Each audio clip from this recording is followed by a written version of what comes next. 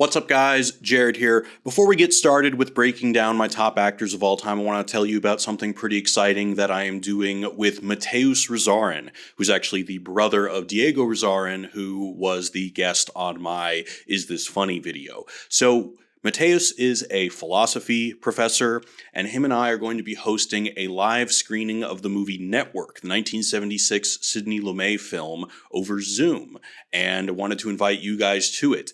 There is a link in the description to an Eventbrite link. The tickets are $7. However, the first 100 people to click the link, or actually I think there's a separate link, get $3 off, so that makes it $4.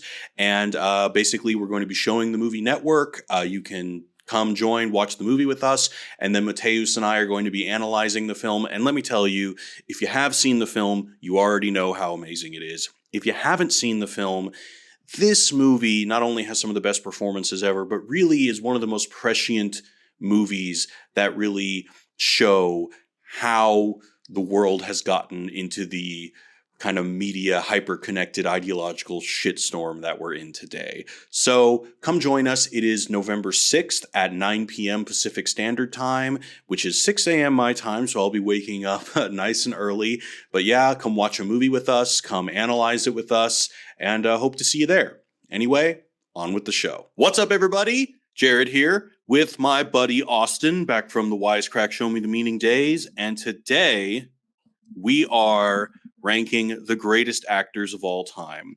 First, I want to introduce Austin. Austin is a philosopher and, if I may say, a fellow bro. He's also, he's one of those guys who kind of offends your notion of cosmic justice because you're like, God damn, this guy is smart. And then you're like, and he's this good looking? How can there be how can there be a God? And then you realize, well, God, I hope he's not rich. And then you're like, okay, there can still be some sort of cosmic justice because he's not rich. That's right. That's right. Okay, well, anyway. my goal now is to get out of academia. I'm trying to move into the private sector, and then hopefully I can tick that third box, and then I'll be complete, right? No, right. You have to get fat, please. If you're going to get rich, you got to get fat, or else none of us have a chance, and you will spread religious disillusionment. Anyway, so Austin has a YouTube channel. I basically proposed 55 to 70 actors for him to rank. It's his name, Austin Hayden. We had a great time doing it. Go to his channel, check that out. Today, we're going to be doing the same. Austin has picked somewhere around 55, 70 actors for me to rank. We're doing it in this fancy OBS window because, that's what we could figure out in time. So apologies for not the completely optimized technology. All right, so let's first go over the ranking. First of all, we're doing the same ranking that we did over on Austin's channel. So that is that S is God tier, meaning that this person makes the screen resonate. A means they have at least 3 sublime performances. B means they have at least 1 sublime performance.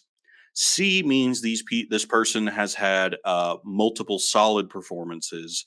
D means... Wait, what is D?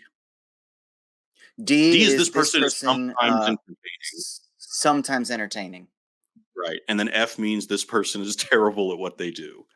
And I do want to say that, because, if you're choosing 70 different actors, there's going to be a lot of overlap and repeat, which will be good because then we can kind of see the differences on where you ranked people versus where I ranked people. But I also intentionally listened to a lot of the people in the comments, and I added some people that we may have missed out on, or that they just asked me, what do you think about this person? And I kind of just went through some lists, and there's some curveballs in here. So I hope that, it'll add some difference to the lists as well. That's what makes it fun. I'm ready. Let's do it. Okay. Without further ado. All right. So now, let's start this shit. I mean, the first one and the very last one are chosen on purpose because people who know you will know that these two people mean something to you in some way or another. So I'm going to start with this man. Gosh, this one is just so hard. Keanu Reeves. This is not easy because I love him as a person. And when we did your list, we struggled with what does it mean to be a good actor. And, I'm not entirely certain that likability isn't important when determining what a good actor is. I mean, what do you think? I agree. I mean, you have to be likable, at least that like you're captivating, right? Right. Um, it's tough for me to say. So, and another thing is like, so for example, in The Matrix, is Keanu Reeves's performance sublime? I mean, he is mostly confused for most of the movie, and in a way, he's very good at that. And I'm not sure. This is not like a Keanu Reeves is dumb thing. I don't think he's dumb, Yeah, yeah. but it's a great. It's great because the audience can project onto him and kind of experience that same sense of, uh, you know, being disillusioned and awakened. And Mm, it's like may not have been as effective with someone like Will Smith, for example. So, yeah. and then of course with John Wick, the meme of Keanu Reeves is inhabiting the character of John Wick. And this idea of an actor as a meme is just something that's very recent and is something that's unique to our particular cultural position. And I don't think we can just say, oh, okay, well, that's not real stage acting. Every actor should be judged as if, like, that range and believability is the only thing that matters. So Right. I think I'm going to do the same thing that you did and say that just his personality, his meme as a whole, at least amounts to one sublime performance. Let's put him in B. Okay. I think that's fair. I think that is fair. All right. What about We could also this spend 2 hours fellow? just talking about that, but Oh, we should just do a video on that in the future. yeah, What about this definitely. fella? Okay, this is. I don't even know if I know who this is. Is this like Boris Karloff or something? He just maybe looks because he's young. It's Sean Connery. Oh my god. Okay. Yeah, I See, that's don't young. really. It's young Sean Yeah, Connery. yeah, yeah. I see it now, but God, the youngest Sean Connery I think that I know well is Zardoz because I've seen Bond, but not many times. Okay, so Sean Connery. What are the big performances that you think I should be considering? Well, I mean, it's got to be Bond, right? All the Bond franchises, and then something like The Rock, or Okay, yeah. stuff as he's gotten as well. I guess he's dead now, but when he Like The was Name of the Rose, I remember seeing. yeah, I feel like, because he retired like over 10 years ago. So I'm having yeah. trouble really remembering some of the big Sean Connery performances. And I'm just not a Bond aficionado. And so I've only seen those movies once. Mm. But there's got to be, what's like the big Oscar fair? I know he's got some kind of a. Let me, you know what? I'm just pulling up the Pull. IMDb. I got to do this right. We got to go through the list. Did you ever see First Night? I recently rewatched that with Richard Gere. Him, he's playing King King Arthur. Arthur. Yeah, I have not, it's but I it's just not it's highly. not a good it's not a good movie. Okay, so Indiana Jones, The Untouchables. I don't really like The Untouchables very much as a movie. Time Bandits. Yeah. Uh, man, there really is. I mean, I love Zardoz. I don't think that it's a sublime performance. I'm gonna have to. I'm gonna have to put him in C. Is that Wow. heresy? I mean, Is tell it? us in the comments, but I don't know. I just have it. It may be due to ignorance. I'll admit, because a lot of these movies I'm looking through his IMDb right now, I either haven't seen, and then Bond I barely remember. But a lot of these movies I just haven't seen. Anyway, Okay, this next one, we're only judging this person as an actor. okay. So we have to remember that this person does factor heavily in, oh Jesus, why can't I get it? In Jared's whoops. Ah, in Jared's life, this person has had an impact. But as an actor, Oh my god. All right. I see you like getting me in trouble. Um, okay, so Woody Allen is an actor. So he plays like the Woody Allen character, when he's acting in his own work, which is mostly when he's in front of the camera. And it's like ranking Larry David as an actor. He's very good at playing the exaggerated version of himself. And I think, I would say the same thing for Schwarzenegger. I would say that there's something to be said for when somebody can craft a specific portrayal of their personality and turn it into a performance, and it becomes kind of its own subgenre of cinema. I mean, that's something that's very powerful. Yeah. So in I'm going to put him in C, because I think that all of his performances when he's playing the exaggerated version of himself are solid, but I don't know if any of them are sublime because they're very interchangeable. I don't really think that when people say that Annie Hall or Manhattan are Woody Allen's best movies, I don't think they're really talking about his performances being necessarily better or worse. It's usually the supporting actors and it's usually the Yeah. script. I think that's the differentiator. Okay. All right. How about this fella? Denzel. Man, he is so intense.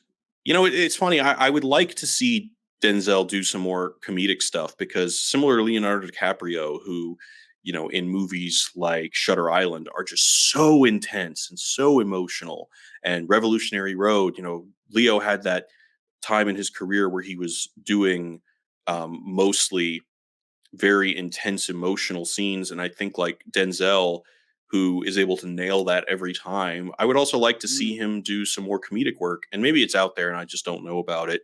But Training Day, I love that he's also an action star and he's got those movies.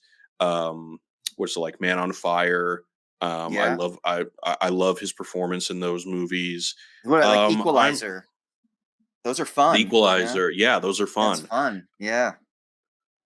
He's yeah, he's so iconic. I got to put him in A. Okay. A, but not God tier, huh? I and it's really just more my personal taste. I've seen Denzel in a lot of stuff, but I don't really seek out movies because Denzel is in them.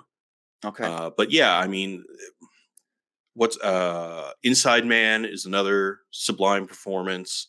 He's got a lot of them. I mean, I like there's, I mean, for me, A is like Yeah. that's as great as you can get without transcending the mortal plane. That's true. So it's Yeah, not yeah. like Okay. it's not like a knock at all. Yeah. All right. How about so this person was not on the last list that we did. God, I'm having a little bit of trouble here. Okay. So Here we also go. just a tip, Kevin Oh Bacon. yeah. Oh, a tip, like if you want to move the pictures around, it's easy if you um click it in sources and then move it around instead of anyway. All Oh, right, much Kevin easier. Bacon.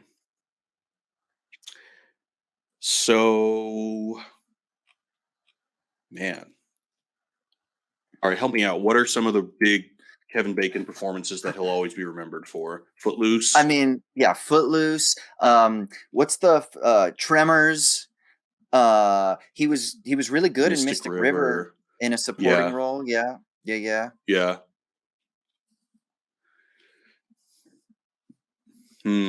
X-Men I feel like First Class. He's yeah, I the feel like he had a moment villain. in like the 90s. What was it when he was the Invisible Man? What was the Hollow Man? Hollow Man. Frost Nixon. I remember. Yeah, he's like he plays Nixon's right hand. I remember him being very good in that movie. I'm going to put Okay. him in B next to Keanu. Similarly, I think that he's got a sublime performance in there somewhere. So B. Yeah, I I'm think that sorry, he's A. got a Yeah, sublime B. performance. No, no, no, no. B. He's got a B, yeah. sublime performance in there, whether it's either in Frost Nixon or a lot of those other supporting roles that he's in. But I don't think there are multiple sublime performances that I can think Okay. of, at least. Okay. That works. All right. So then I got a couple of weird ones in here too that I'm going to throw in. Good. That's fun. That's fun. Luis Guzman. Yeah. God, this is very difficult. What do you say about a character actor who is able to lend a comedic presence to so many different contexts and time periods and aesthetics. Like he's funny in Boogie Yeah. Nights. He's funny in. He's been the comedic relief in dramas. How do you rank someone like this? Can I ask what you would do? This is the thing. This is kind of like the character actor thing. I think for someone like this, literally everything they do is kind of good. So it's like at least C. And then the question Yeah, is yeah, when they're a character actor, it's not their fault that were given a smaller role, or it's not their fault right. that they don't have like superstar looks or something like that, right? So Right. and they're gonna get meteor roles in like smaller indier kind of films, right? Um and so like then it's like, but are they sublime? Like, is he sublime in Boogie Nights, even though he's not the lead? I think yeah. So then I'm thinking, okay, so maybe then the totality of the career is kind of like at least a B for him. And then it's like, Yeah, but so then I'm thinking, what yeah, if like he's Luis sublime in like Guzman. everything he does? Yeah. Go ahead. Yeah, Luis Guzman as like the character actor that is so widely applicable to different kinds of movies. I think that cumulatively is sublime. So I'm going to put him in B. This is cool though. I like these curveballs because this is a much more difficult conversation than best director. I think because again, best director is basically boiled down to how good are the movies that you've made. Exactly. All right. How about this feller? Whoa.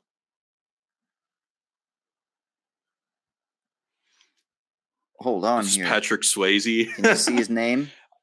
I can see the Whoa. hair, baby. It's way too big.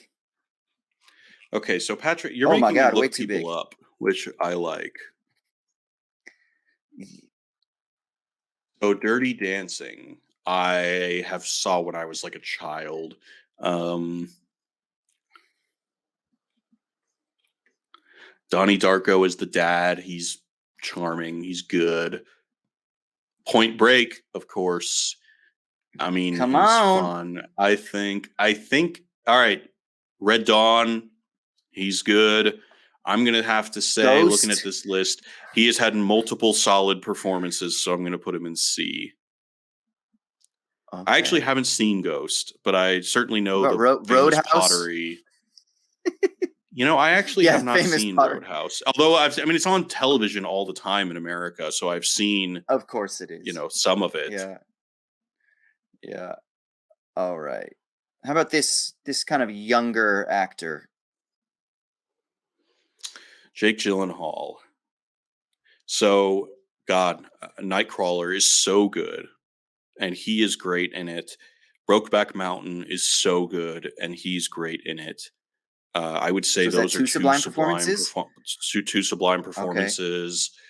I What about saw Donnie Darko? the Donnie Darko is a good performance. I'm not crazy about that movie. I didn't really like the movie where it was like a satire of the art world. Let me look through his IMDb, see if there's a What third about his sublime. Denis Villeneuve films, Prisoners and Enemy? I have not seen Enemy. I have seen Prisoners. Um, Source Code. I have not seen Prince of Persia. Zodiac. Man, let's put him in A. I think this like I think it's maybe even a bit of a hot take, but I just Yeah, have maybe. no qualms about him. He's in so many good movies, and it Yeah. would be, yeah, it would not be, it would, yeah. I mean, he makes them good. Like it's not despite him or anything like that. It's not neutral. He makes them good. Yeah. Okay. How about this homeboy? S. Just put him in S, man. He makes the screen resonate. It's like the man just looks good on film. When there's a close up of him in Chinatown, it's not, there's something aesthetically beautiful about it. If, and this is where it's not just as simple as his abilities as an actor. Like if Jack Nicholson was born in a time of digital, I don't think he would be as famous. because just for the simple reason, I don't think he looks as good on digital film or on digital video as he does on film. Mm. He What's literally your makes the favorite? medium resonate. Do you have like a single favorite of his? So, I mean, Chinatown is Chinatown. amazing. Yeah, that's probably the best Jack Nicholson film, but I love Chinatown. I love The Shining. The Shining. I love his performance in Easy Rider. I think he's really Mm. kind of more so than Peter Fonda or the Pabst Blue Ribbon guy that I can never remember his name. Um, he's really kind of the great role or great performance in that role. And yeah, I mean, in The Departed, he's so good. So He's really good. great in everything. Yeah. Everything. Yeah. All right. What about this gentleman? Mark Ruffalo. Okay. A good actor.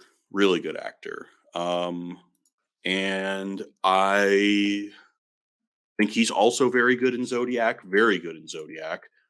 He's very good in Spotlight. He is,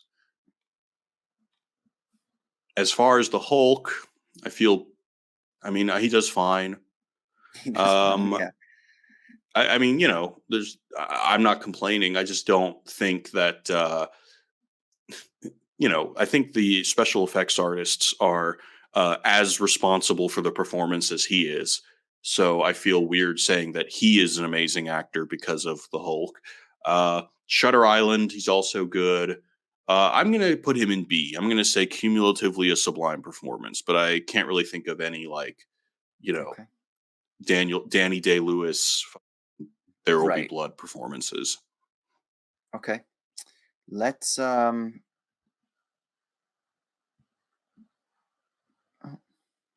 my computer is being slow.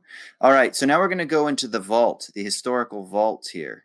Do you Let's go into the recognize vault, this? baby. Do you recognize this Oh handsome my fellow? God. Oh, well, I saw the name of the file. So, Yeah. of course, it's Laurence Olivier. Of course. I mean, God.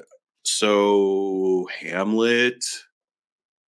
I'm showing my ignorance here. I mean, I've never seen Sleuth. I've Mhm. never seen. I mean, Clash of the Titans, I have seen.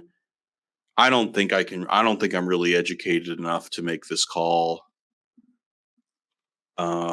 I've seen, yeah, Romeo and Juliet. I've seen a lot of his Shakespearean work. To be honest, man, if I were to say he was S tier, I would basically be borrowing someone else's opinion. I don't think I can Yeah. really rank. I don't think I can rank this. Is the true answer? I think you're just gonna have to delete him. Bye-bye, Laurence Olivier. Are you sure you wish to remove him? Yep. Yeah, I'm just uneducated on it. Nothing I can do about that right now. No, that's all good. That's all good. I feel like he's one of those guys that the reputation, like everyone talks about him, right? But yeah, if you can't rank him personally, then that's no fun. I mean, yeah, I saw Wuthering Heights How and about Pride this? and Prejudice in high school because I didn't want to read the book, but I mean, I don't really remember his performance that well. Brando, S. And not only for his, you know, of course, Yeah. Streetcar and On the Waterfront, but also he's amazing in Apocalypse Now. He was amazing after he got fat too. Yeah. Not just a pretty boy. And just for people All watching, right. Austin gives a much more insightful review of Brando's impact than I do. So definitely check out this version of this on his channel. Oh, can you see? This is, I don't know who this is. Hold on. This is a hairline, respectable hairline. This, I do not know who this is. Who is this? Jeffrey Rush. Oh, okay. Jeffrey Rush is great. Let me, so, you know, Pirates of the Caribbean comes to mind, and I think, you know, gosh, King's Speech. I know that the King's Speech, Most people don't like that movie, I feel like, but I think it's amazing. Shakespeare in Love. I think, let's see. Les Mis, the 98 version. Mm-hmm. I'm going to put him in A, man. He's amazing. Okay. He really is amazing. What do you think? Definitely. I agree. A. Yeah. Yeah. Okay, cool. Okay, this is going to be a curveball. All right. Bruce Lee, nice. This is a great one. I like these curveballs. So,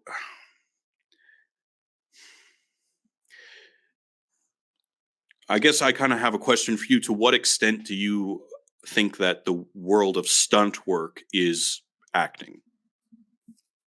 I think it's exactly. like, acting is an umbrella term, and then stunt work is a part of acting. And it's like saying that if you were to say that stuntmen aren't actors, that's like saying ballerinas are not stage performers. They very much are. And I think that martial arts is basically just ballet for dudes. Or, and 100%. Yeah. No, I know what you mean. It is dance. It is not easy to choreograph fight scenes. And when you're somebody who revolutionizes an art form, how do you judge that? I mean, he gave birth to, I think, one of the greatest achievements of cinema, which is the action movie. And one of my favorite auteurs is Jackie Chan. And if it wasn't for Bruce Lee as an actor, there wouldn't be Jackie Chan, there wouldn't be The Raid, there wouldn't even be Keanu Reeves. So we got to put him in S, baby. Oh, yes. I love it. Oh, shit. Oh, man, that's a good one. I love that. Wow. That was a good one, I'm man. so happy I found him. Damn. I'm happy you did Okay. too. Damn. Okay. What about this pretty British man? Okay, I know who this is. I'm just forgetting his name. He is he's the other guy in the King's Speech. Yeah, exactly. And I think they both Colin Firth. Colin Firth. Yeah. And I think they Colin both won Firth. awards too. When it gets to prestige British actors and the school of prestige British acting, it doesn't get better than Colin Firth, right? Like, he is the symbol for that. He's in fun movies like Kingsman, even where, like, I mean, he's at least semi-involved in these action scenes. Love Actually. Yeah. Bridget Jones, he's funny, he's charming. Mamma Mia. Yeah, he's in Mamma Mia. Mamma Mia. A Single Man is a heartbreaking performance. I don't know if you've seen that. The King's Speech, again, I think is amazing. I'm going to have to put him in A. Yeah, I think that I agree. He's also the best Darcy, right, from Pride and Prejudice. 100%. Right. All right. Here's another fun one. He was on my list too, but John Turturro. We talked about the Jesus.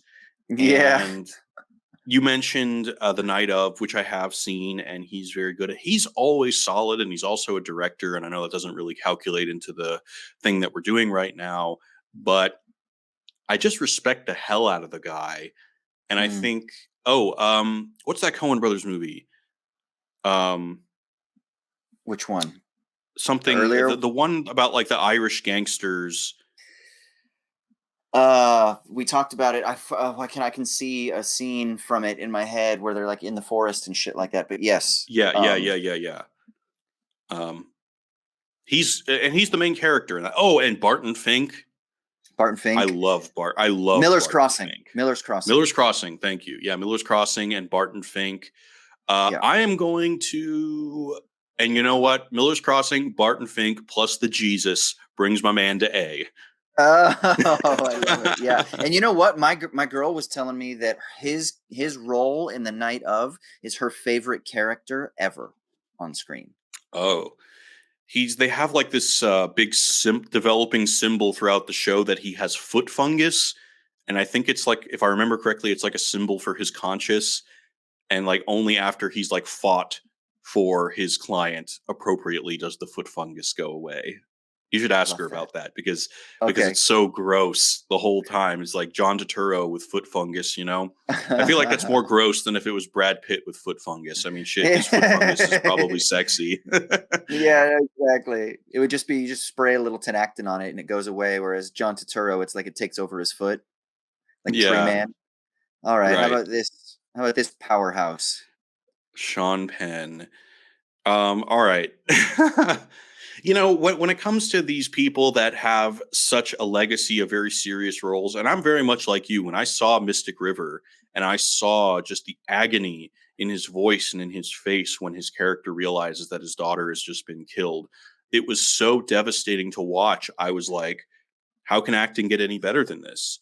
But Yeah, since then, I've kind of come to revise that in the sense that, well, is being devastated emotionally inherently harder or more virtuous to act out than being silly or being funny? Like, I think they're all probably equally as difficult. Um, I don't know. Do you disagree with that?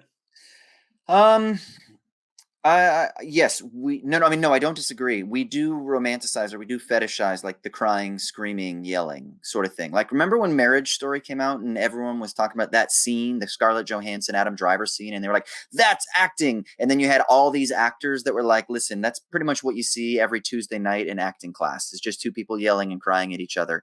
And we romanticize it so much, but acting is so much more than just that. Not that that's not a part of it, but that's clear that's only one tiny dimension. The only thing I would say is that Sean Penn does have like it's not just that, but I mean, I am Oh, I know Sam, Spicoli. Spicoli, Like that's one of my like, but I mean, favorite there's the characters range. ever. Yeah, and so you've got Yes. the comedic stuff with Spicoli. Then I am Sam. He's doing something that he'd never be allowed to do in this day and age, but still, where he's playing Oh, someone, Milk. I mean, in heart. non-neurotypical I mean, milk. his Milk performance is, and then in Yeah, 21 grams. All right. I mean, look, the dude is clearly a pro. Let's put him in A. yeah.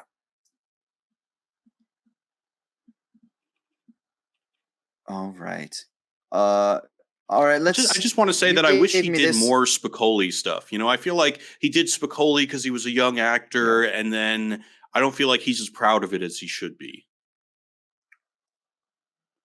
Yeah, well, it doesn't win you the awards. It's not I would love sexy. for them to make I would love for them to make the boomerfied Spicoli movie. Like, where is Spicoli now?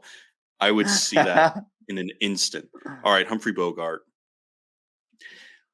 I actually be also interested to hear what you think about this, but the the way we think about good acting is so different from back in the 40s. I mean, back then, Yeah. acting was very much kind of like I don't want to say like a machismo performance, but it wasn't necessarily realism. Like there was a way to present Yeah. dialogue. Huh. If you look at That's why Marriage Story, Marlon Brando changed the game. He came in and right? fucked all Because it that was up. realism. Yeah. Yeah. Right. And that's not to say that, I mean, and then I think that Bogart was the best for that particular moment in time. And Mm. the Maltese Falcon is amazing. He's so ridiculously sexy. He is, Mm. and when I say that Jack Nicholson looks good on celluloid, it's double for this guy. So I'm going to have to put Mm. him in S. Damn. Okay. All right. All right. Now, this person's name came out of your mouth a little bit earlier, and I have no idea what to do with him. Jackie Chan. Well, the difficult thing here is that I ranked him for directors, and it's hard for me to say that, well, his impact on cinema is entirely as a director, not as an actor, because he does both, right? Yeah. So now the cool thing about Jackie Chan is, like, for example, Police Story 4 or New Police Story, he actually has a bit of a dramatic turn where the character is like super depressed for a whole act. And we do see some emotional range there. I mean, it's not the best thing he's at, but he's amazing because he's Bruce Lee plus a comedian. he's Bruce Lee plus he's Charlie Chaplin. And Mm. as just an actor, to be able to have master that like physical comedy, like in the way that Will Ferrell is a master of physical comedy because he doesn't really have very graceful physicality. Jackie Chan is the opposite. He is extremely graceful with his physicality, and Yeah. that is part of his, balletic performance. So I'm going to have to put him in S. Oh, shit. This is actually really fun. Because Yeah. because I think if you were to ask somebody who are the greatest actors, I don't think people would immediately think to put Jackie Chan up there. But then when you start saying, but look, how do we judge the art of acting? And then you say it's not just like emotional screaming, crying, being able to kind of like emote, but it's about the translation of a story on screen, whether that's through dance, movement, all of these different things. Then you start kind of broadening the scope of what you even mean by acting. That's great. I think that's really great. Yeah, absolutely. Well said. Okay. How about this classic fella? Okay, Jimmy Stewart. Vertigo is one of the greatest movies ever made, and in no small part because of his performance. Harvey is great. What is the other? There. Oh, Rear Rear Window. Window. Rear Window, another one of the all-time greats. Of course, It's a Wonderful Life. It's a Wonderful Iconic. Life. Yeah. Mr. Smith Goes to Washington. Oh, I mean, those are already like 5 sublime performances, so let's just put them in S. Yeah. Okay. This is so weird. I have the most amount of well, no, maybe it's just because Brando is a wide image. Usually I'm much more strict about this, and there are not very many S's. So what are we at? You've got 6 S's and you've got 6 A's. Yeah. Yeah. I mean, I have a feeling that this next person. Yeah, what were you thinking? Well, I was thinking more about why there were no F's on your list, and you're right. It's that when we're talking about great actors or even actors that get a lot of work in Hollywood, pretty much if the acting sucks, the whole movie doesn't work. It breaks the whole movie. So it's very rare that you actually see movies get made that have poor acting, because that's worth the money for reshoots at the very least. Yeah, and I bet you there's some dude out there that's going to be like, "Oh, Keanu Reeves is a bad actor," and I'm just going to be like, "No, you can't just simply say this person is terrible at what this person does, or this person is a bad actor. If you want to say this person doesn't have the same kind of emotional resonance and vulnerability under these circumstances, that's fine. But then that's not what acting is in a nutshell. There's so much more. There's so many more layers and angles and dimensions." And that's why I think it's kind of nice that we're having this conversation, because we can kind of peel that apart rather than just like being edgelordy and being like, "Oh, they suck," or whatever, like Right. that's whatever. Yeah. All right, I have The a amount feeling of that this tears they have person's shed going on camera correlates to how good they are. to be. Yeah, exactly. Robin Williams. God, talk about range. And Yes. I mean, one of the funniest comedians of all time. He's done voices for all sorts of cartoons. The Genie in Aladdin is an incredible thing. I mean, he's also done plenty of amazing dramatic work, like in Awakenings and Good Will Goodwill Hunting, Hunting. Yeah. and What Dreams May Come. And even in shitty movies like Bicentennial Man, he's not the reason it's shitty. And Mrs. Doubtfire, legendary performance. Got to put him in S, man. He makes the screen resonate. Yeah. Yeah, I think he's R.I.P. Very missed. Yeah. Have you ever seen Absolutely. World's Greatest Dad? No, I don't think so. It's a Bobcat Goldthwait directed movie starring Robin Williams, and it's so dark, but it's so funny. What about this friendly man? Oh, Thomas Hanks, what a gentleman, what a good man. Although I believe he is what is it? 35% of the country believes he's the head of a pedophile ring. So maybe, Oh shit. maybe not the most. Okay, Tom Jesus. Hanks. So Tom Hanks, Forrest Gump makes the screen resonate. It's an amazing movie, and obviously, in no small reason because of him. Um, Big is amazing. I man, Saving Private Ryan, Saving Private Ryan, yeah. Philadelphia. I I mean, haven't he won seen awards for that. Philadelphia, and I haven't seen Yeah. Castaway, which I know I is mean, talk crazy. about Everyone's wow, that is surprising. But you talk about range too, comedy. You've got A League of Their Own. You've got Big. You've got Splash. Forrest Gump, which is like him playing Band a of character, but it's Brothers. also Oh wait, no, he wasn't in Band of that. Brother. Yeah, he He was was. just as a producer. Oh, he He's in was. it. Oh, okay. I I think he's thought he just a was. Doesn't he have producer. a little part? Oh, okay. Yeah, and then he's got all those rom coms, The Sleepless in Seattle, and You've Got Mails. But then Apollo 13. Even Toy Story. Yeah, He really lent so much humanity to that toy. yeah.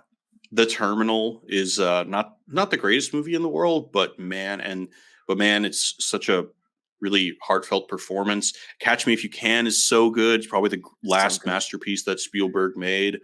The Lady Killers, he's hilarious in. It's not even like my favorite. It's not the best Coen Brothers movie, but he's very funny No. in it. God, I think I might be ranking him higher than you did, and I think I'm going to put him in S. Okay. You put him in A, right? I did, yeah, but that's only because I feel like he's just so safe in a lot of his roles. But now that you're talking about it, like I forgot Lady Killers, where he does something totally crazy and zany. And then you're talking about the characters that he plays in Cloud Atlas. I'm like, maybe That I ain't should have safe, bumped him up bro. to That ain't S. safe. First of all, anytime you sign up for a Wachowski movie, it's not safe. Secondly, when you sign up for a Wachowski movie in which you're playing 7 different roles, one of which is a British gangster and another of Yeah, which is some sort of primitive man from the future who speaks a altered version of English that barely makes sense, that ain't safe. yeah, yeah. I was pretty restrictive on who I put in my God tier. It was Yeah, and usually I it was am pretty too. I find limited. this weird. Maybe it's the coffee. I don't know. For my Twin It's a Peaks sunny cup. day out. But who Oh is the yeah. dreamer from season 3 of Twin Peaks? All right. How about this, homeboy? Steve Buscemi. Okay, so I was thinking about this. Aside from like the cameos he does in Adam Sandler movies and Coen Brothers movies, he's usually has some kind of a significant role. What are his most hard hitting performances? Boardwalk Empire. I haven't seen it. I know that was like his baby. Yeah, and that's what he Fargo, got. Like, Fargo. yeah, I think of him as a character actor who's always great. Like, even if it's something goofy, like Happy. Is it Happy Gilmore? Um, when he or Yeah. is it Billy Madison or Billy Madison when he's got the list like where like Adam Oh Sandler calls yeah. him and he puts the makeup And all on he and d- he's like Oh yeah, so funny. just that one he's in it for like 3 minutes and you're like it's Two perfect shots, or two shots. Yeah. yeah that's it man or Wedding Singer he's great in Wedding Singer Oh yeah. so like even those roles where they're Yeah. small he's just great and then yeah I mean, yeah, what can you say about a guy who, given his physicality, he inhabits a very unique space. It's not like all these mm, movies that many actors can be considered for. Like, oh, do we go with Ryan Gosling or do we go with Brad Pitt or do we go with Jake Gyllenhaal? Steve Buscemi's never going to be on that short list. mm, So he's kind of his own unique thing. And I think I'm going to have to respect that. And I think, I don't know. I feel like B is not enough, but A might be too much. So let's just put him in B. okay Where did you yeah put that's a him? tough Same, right? I think I did yeah Because he's yeah. amazing in Fargo. I would say his performance in Fargo is sublime.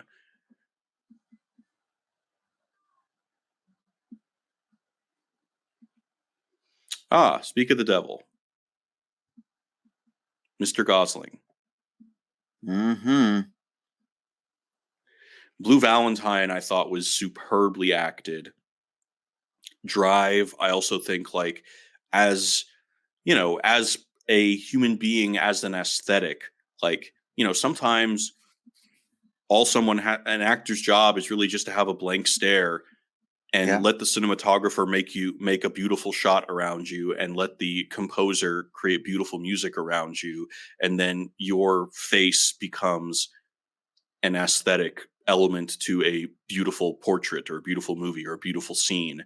And again, if we're to say that physical movement and perform is also part of acting, then so is just being a element in the frame. And I'm not saying Yeah. that, like, in his roles like Only God Forgives and Drive, that he's just a blank stare pretty boy that artists work around to make beautiful. But I'm saying that you know you don't always need to be big. Your personality doesn't always need to be big for a movie starring you to be good. Yeah. And Yeah. I think, and The Place Beyond the Pines, I've only seen that movie once, but Great. man, was it good. And now I don't want to Fuck. see it again because I feel like I won't like it Yes. as much the second Same. time. Same. So I'm going to put him in B, but it's going to be this kind of the same thing with Steve Buscemi. It's like a B plus. Yeah. Okay. I got B1. What do you do? What do you do? What do you do with this guy? Oh man, The Rock. This is a great one. When I think of The Rock, I think of Schwarzenegger, in that the range isn't really what's being considered here. It's the fact that he's just got presence, and he's got a personality, and he's likable, and he commands the screen, and he commands a scene. And, it's cool to aesthetically watch him kick ass.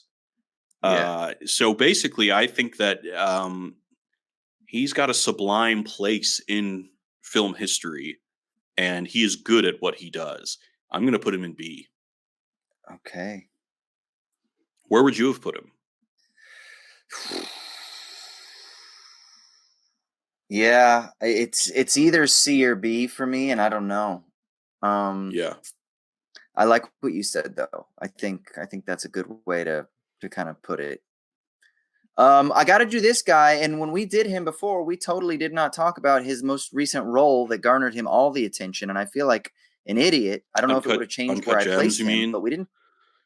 We didn't. Yeah, Yeah. So I think when we consider Uncut Gems and we consider Punch Drunk Love, which Punch Drunk Love, like, he's amazing in. And I think that it was also such a masterstroke for Paul Thomas Anderson to basically take the character of Fatty McGee that Sandler sometimes plays and just like tweak it a little bit and turn it into this very awkward but sincerely emotional man who's lonely. Punch Drunk Love is so good. I also think at the end of the day, like, you know, nobody else could play the Zohan.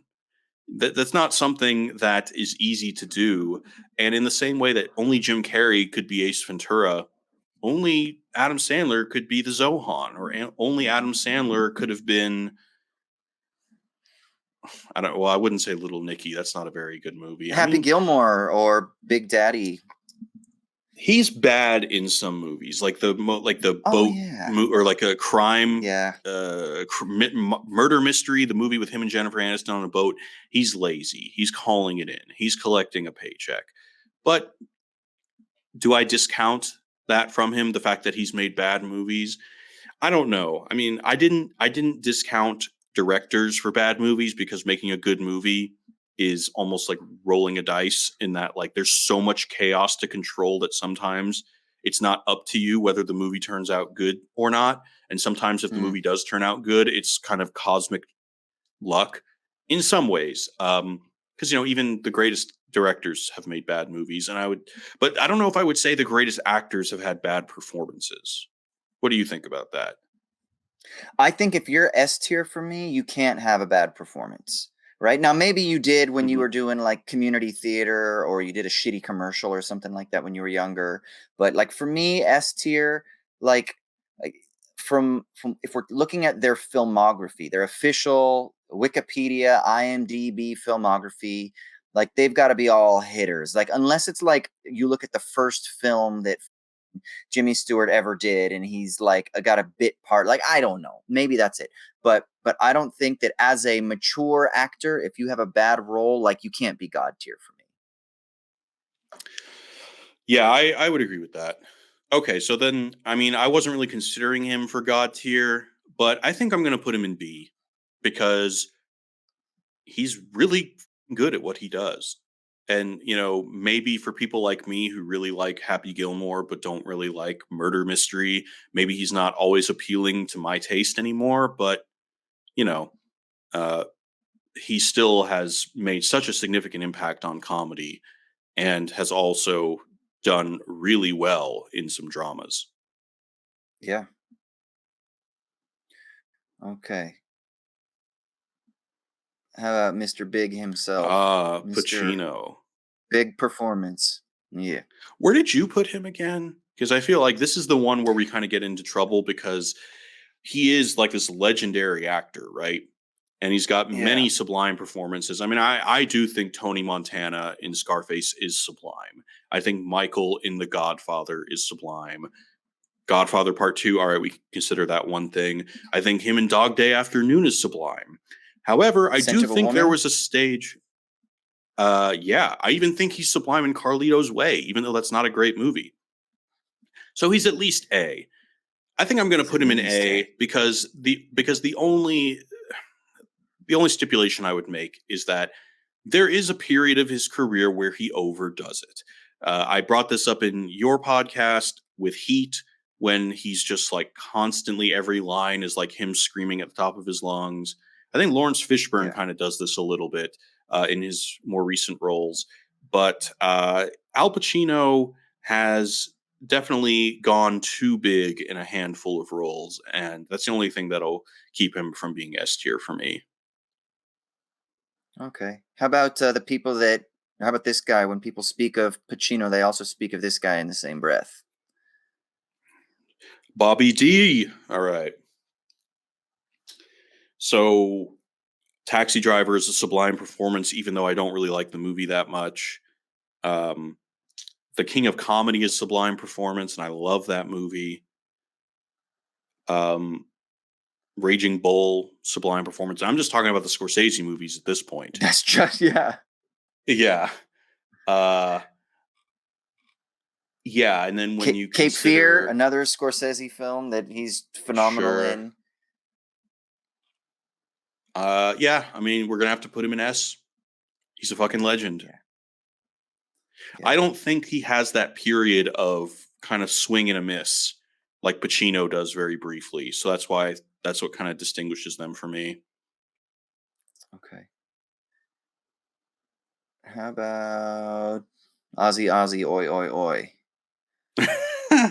I'd like to fight. Uh, Fighting round the world as a South Park episode. Gladiator is sublime. A Beautiful Mind is sublime. What else am I missing? I remember seeing him in that. Master and Commander, The Oh Insider. yeah. Oh yeah. All right. He's A, man. All those movies are great, and in no small part because he fucking nails it. He's a great actor. He sucks in Les Mis, the 2012 movie, but that whole Yeah. movie, that whole movie kind of sucks. L.A. Confidential, what a movie, and he is great in that. Yeah, he's an A list, man. He's great. All right. What do we do with this gentleman? Haha, man, Will Ferrell.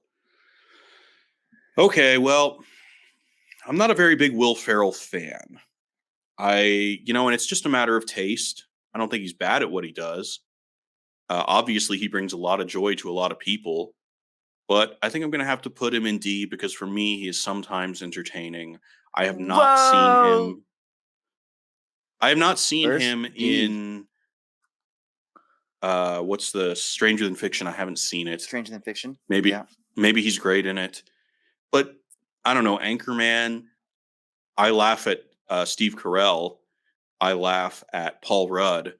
But I just don't really find Will Ferrell that funny. And it's just a matter of taste. I don't know why. Okay. Okay. Okay. Shots fired at the old Groundlings alum. All right, how about this guy? S. It's Philip Seymour Hoffman. Immediate S. When he plays Truman Capote, I mean, like I can't, even though I know I'm looking at Philip Seymour Hoffman, I can't recognize Philip Seymour Hoffman. And he's great in Boogie Nights, even though it's very much a bit role. Man, it is devastating when you see him in tears in the car saying, such an idiot. I recently watched the very, very dark movie, Happiness, the Todd Solondz movie. And even though he is grotesque in that movie, he does it quite well. And man, he is the one person that I really think, God help us if Hollywood ever makes a big budget Trump movie, because I'm sure half the country is going to hate it. But if anyone could inhabit the role in such a profound way that the whole country would pay attention and revere it, it would have been Hoffman. He could have nailed Trump. Oh, it would have been so good. Yeah. Okay. How about this younger gentleman? Jesse Eisenberg. This is a tough one because even though there are certain actors where I seem to be a little bit more forgiving for bad performances, I can't help but think of his turn as Lex Luthor and think that, that didn't really work out as well as I think it should have. And I think he is great in The Social Network. That was the role he was born to play. And I've seen The Art of Self-Defense, and he's pretty funny in it. And I really like the movie Adventureland, excuse me. Adventureland, me too. Yeah, that's a really good movie. I love Zombieland as well. I think he's pretty good in that. So, I mean, if we're talking about sublime performances, I do think his performance in The Social Network is sublime. So I'm gonna have to put him in B. Okay. But where would you put him? Sublime performance. Yeah, I think so. B. Definitely. Okay. Let's go with another character actor. Alfred Molina. Man, he's amazing. He is great in Spider-Man as Doc Ock. He's great in Indiana Jones. He is great. I really love when I see Alfred Molina on the screen. I get happy because I don't think. Did you ever see the movie Maverick? He plays a bad guy. Who else is in Maverick? Mel Gibson film. I don't think so. Okay. Yeah. Mel Gibson would have been just one of those guys that I don't know if you have him on here, but now that you said that, I mean, he may where would Austin he may show up. He may show up. Yeah. Okay. So he's in like Magnolia. I also already mentioned Spider-Man. Frida, Da Vinci Code. I don't really remember those roles. I mean, as you said, he's a character actor, so he's always playing these bit parts. But I feel like those bit parts are pretty diverse in that, it's not that he's not a character actor like Steve Buscemi, in which he's always more or less functioning similarly.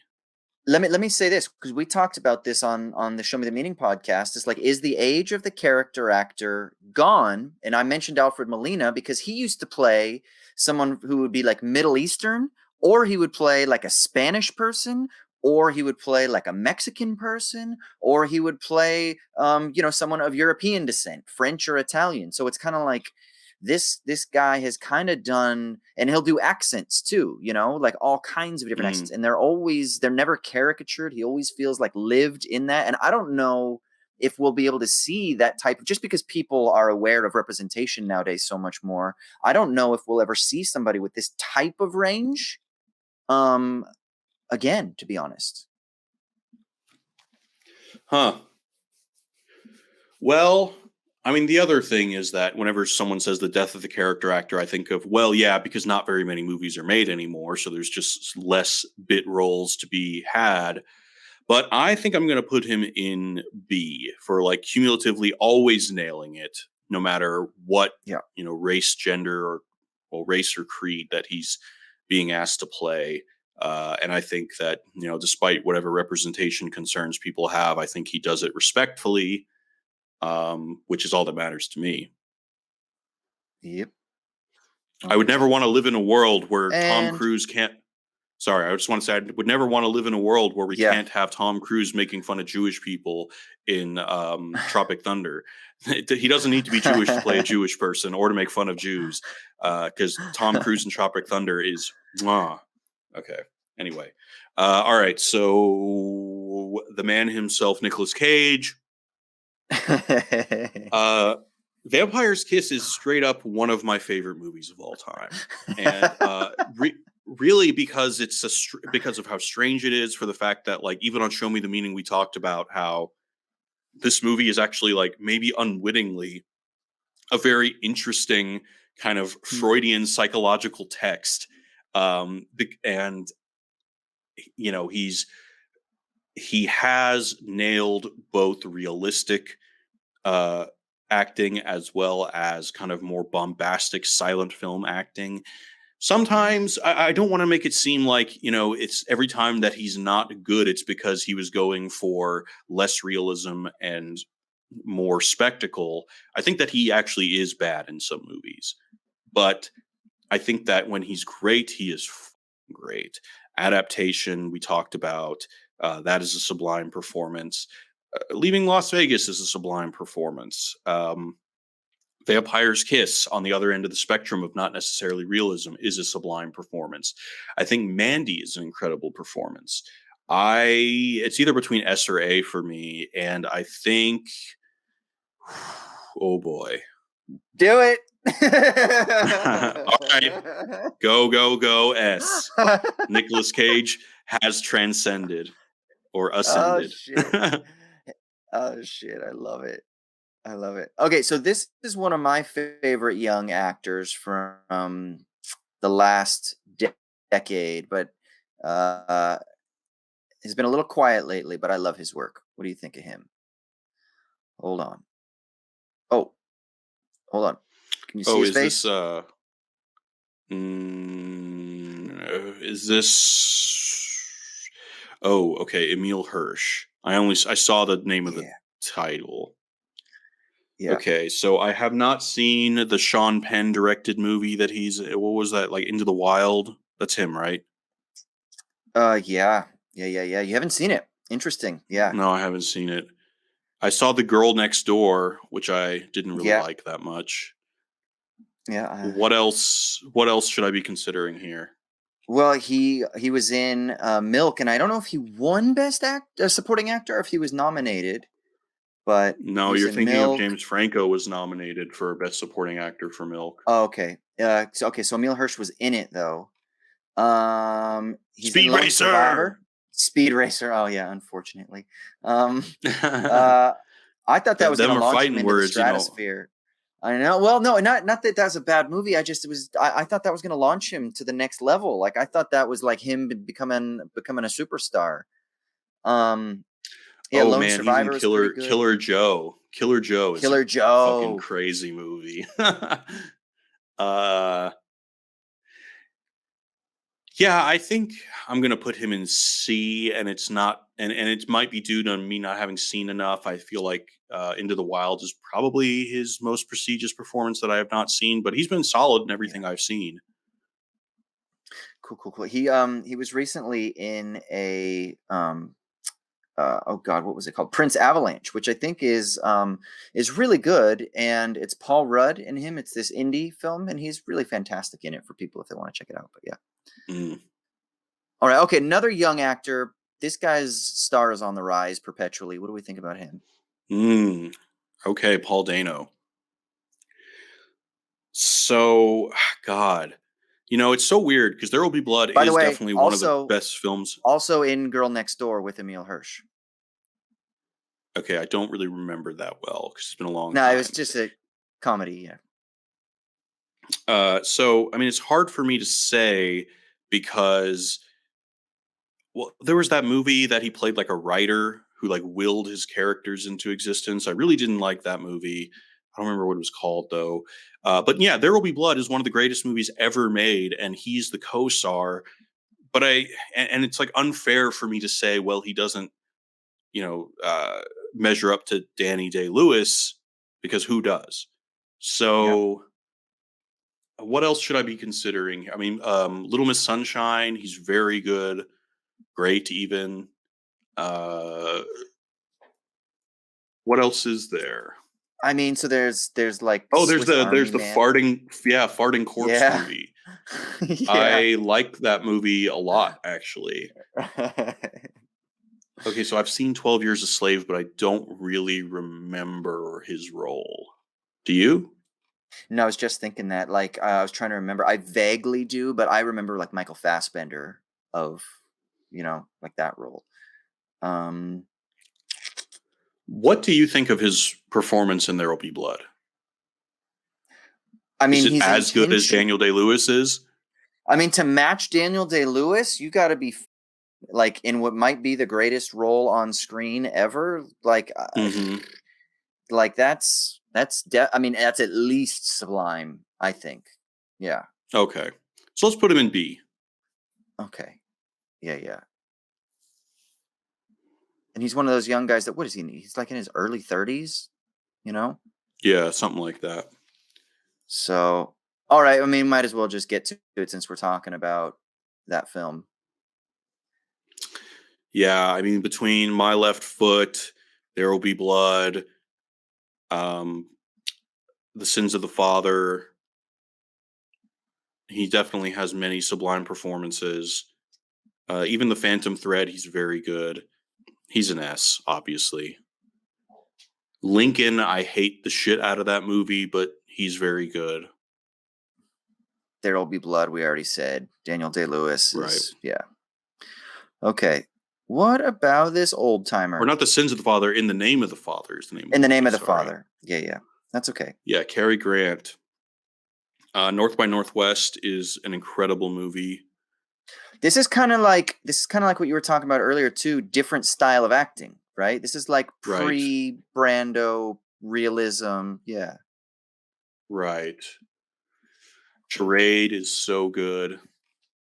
It's so hard because To Catch a Thief is so good. I think that oh man, it's between A or S. And I think that at the end of the day, Cary Grant, he doesn't make the screen resonate like Brando does, where Brando really is kind of like that aesthetic set piece that, makes the screen resonate, whereas Cary Grant is good looking and a great performer. But, I really think that Casablanca is good because of Humphrey Bogart. And I think that North by Northwest is good because of Hitchcock and Cary Grant as much. And, and then I'm looking at these roles, and there's so many that I haven't seen in the 30s. So many I haven't seen. So let's just put him in A, and then I'll just make Yeah. the note that my ignorance could be keeping him from S. Personally, I would have him in A. I think. Same. Okay. Yeah. What do we do with this gentleman? Oh, back into the left. Back into the left. Kurt Russell, is that who this is? No. No, this isn't Kurt Russell. I'm sorry. Kevin Remind me. Costner. Kevin Costner. Yeah, that's Back into the Left. The guy in JFK, right? Yeah. Okay. Me. All right. Kevin Costner. I think he's very good in. Okay, why is he a joke? Like, I what's the don't joke? know. I don't really get it. I don't know. People think that he's like wooden or whatever. I loved The Bodyguard. I loved his Robin Hood. I think JFK's solid performance. Untouchables is good. I mean, come on, he's been Dances with Wolves. The motherfucker won an Academy Award. Waterworld wasn't good, but I love Kevin Costner. That's it. It's probably Waterworld, which I haven't seen. I just know it's one of the biggest tanks of all time. Um, let's put him in. I feel like if I put him in C, that's somehow suggesting that he's not great, but I think he is.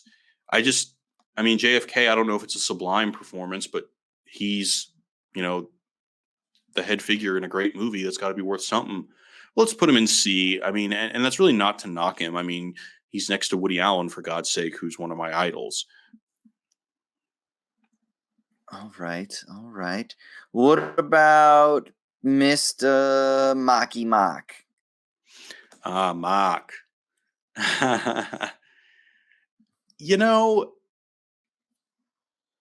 He always plays kind of the straight man, like even in The Fighter. Christian Bale obviously is the big set piece in terms of like a virtuoso performance, and Mark Wahlberg is kind of just playing it straight, even though he's the main character. But more to what we're saying is you don't necessarily need to be showy to be a good actor. Like, it's not an exhibition of who can divorce themselves from their real self the most. It's who can serve what the movie needs. And I think that Mark Wahlberg always does that. He gives the movie what it needs, right? Mm-hmm. So I'm going to put him, in terms of sublime performances, unforgettable performances. The Boogie Nights, Pain and Gain, Boogie Nights. All right, let's just put him in B. I think that cumulatively he's got a sublime performance. Okay. This is my favorite one ever, because I want to know. You're talking about what the person does, their impact. They've changed. People watch them. Are they bad at what they do? This is the ultimate litmus test right here. Okay. Oh, hi, Mark. Tommy Wiseau. Look, Ryan brought this up on the director's one, and it's difficult because if you look at The Room, he was trying to be Brando, right? He failed at that and accidentally created something that is amazing in its own in a different context. But look, he's also tried to replicate that before. Like, he's made other movies since The Room in which he has performances that are just as bad, and nobody cares because it's really only a magic trick that you can do once. So I'm gonna have to put him in F. He's not good at what he does. He might be good at what he does he might be so bad at what he does that he's good at doing something else, but not good at what he does. Am I being too harsh here? Hey, I understand where you're coming from, and I think I agree. Yeah. Okay. All right. What about this fella? Sometimes I feel sorry for this guy because he ups and downs. Brendan Fraser. The Mummy movies are really good, at least the first two. I actually rewatched them over the summer with a friend of mine. And he is very charming. In The Mummy Returns, someone throws a fucking knife at him and he catches it midair and throws it back. And I remember being in the theater and everyone was just like, "Oh," when that happens. And I think that it's no small part because of his performance and that he's really able to inject very effective comedic relief into like overall kind of a silly action movie. In a way, I think he kind of functions like Bill Murray in that, Ghostbusters only works because Bill Murray is there kind of casting doubt on the whole thing and kind of making you accept the silliness of it. And I think that Brendan Fraser lends something similar to the Mummy movies. He was also in that movie Crash, and it was like kind of a dramatic role. He was trying to be. He's solid. School Ties. Do you remember School Ties? People don't talk about that film. was a great one. Matt Damon's in it. Young Matt Damon's in it. Huh. I think again, like I really only have positive things. Oh, George of the Jungle. I remember really liking that movie. I don't know if I'd say Encino it's Man. sublime. Yeah, I mean, I was so young when I saw that. Um, I think I'm going to put him in C, but again, like he's always solid and he's always really uh, doing hard work to make the movie work. And so, again, I think there are other actors in the C list that are really capable. All right. And how about the man, the myth, the legend? Schwarzenegger, not an ordinary man. I mean, it also should be said that, I mean, yes, when you are not born in America and then win Mr. Universe 8 times, then move to America, become the most bankable movie star in the world for a decade and a half, and then come to run the state in which the most cultural production is done, you are not a normal man. And just based on that, and then, yeah, I mean, God, Schwarzenegger he's a legend. Um, and he's the star of some of the greatest movies ever. T1, T2, these movies are amazing. Um, I don't really think he needs to necessarily have range. Again, not everybody needs to be Gary Oldman to be a good actor. Um, now, I think I would put him in, but I don't think he changed. I don't think his personality lent anything unique beyond the personality itself to action cinema. So unlike Jackie Chan, who, kind of created a whole new genre of action cinema that was unique to him, Schwarzenegger really just, he had Schwarzenegger films that cannot be replicated and did not like inspire a new generation. Like without Jackie Chan, there wouldn't have been Tony Jaa or the Indonesian guy in the Raid film. So I'm going to put him in B. Okay. I'm actually surprised. I thought you were gonna go. I thought Yes. you were gonna go. I thought you were gonna go God. I mean, the thing is that like, but I, there are plenty of bad Schwarzenegger movies, and when they're bad, he's not helping them. You know what I'm saying? Like he can be just as bad in the bad movies. At least with like a Daniel Day-Lewis movie, even though he's been in bad movies, he's still great in them. Okay. Yeah, I see what you mean. All right. So this is one. This is like everybody's favorite actor today. What do you think about this guy? Leo, man, he's so good. I love him. I mean, and talk about coming back from, everyone thought that after Titanic he was never going to work again. It was going to be uh, Luke Skywalker after Star Wars. Like we don't see, but then even Mark Hamill has created a really respectable career for himself in voice acting. But yeah, I mean, God, him and Scorsese teamed up, and he really produced a whole new image for himself that is elevated above just the heartthrob from Titanic. And he is sublime in Django. He is sublime in The Wolf of Wall Street. He is sublime in Gangs of New York, even though people hate me for thinking that movie's not that great. What I about am Revenant? going to put That's him the in. one that he won the Academy Award for. Yeah, also very good. I'm going to put him in A. He's got at least 3 sublime performances for sure. Okay. Okay. All right. So just another confusing one. What do we do with this guy?